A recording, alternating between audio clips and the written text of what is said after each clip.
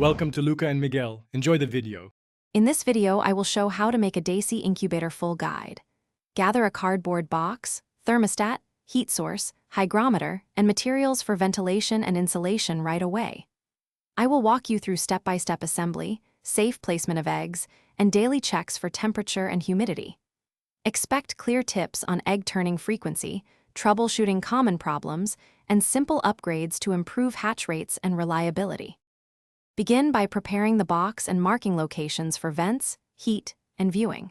Fit insulation and attach a mesh barrier over ventilation holes to keep eggs safe. Mount the heat source and connect the thermostat with the probe positioned at egg height for accurate readings.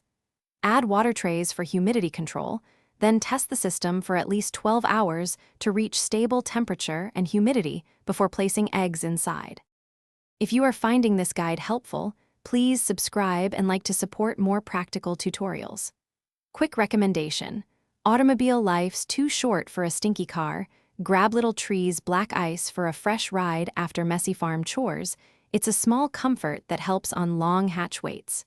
Check the description for the link and other deals, and now let's get back to the video. Maintain steady conditions and log each check to catch issues early and protect developing embryos. Turn eggs multiple times daily to prevent the embryo from sticking and reduce malformations.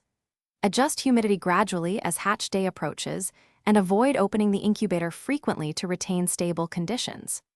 If readings drift, troubleshoot heat source placement, insulation, or thermostat calibration before returning eggs to the incubator environment. Thanks for watching, and please subscribe.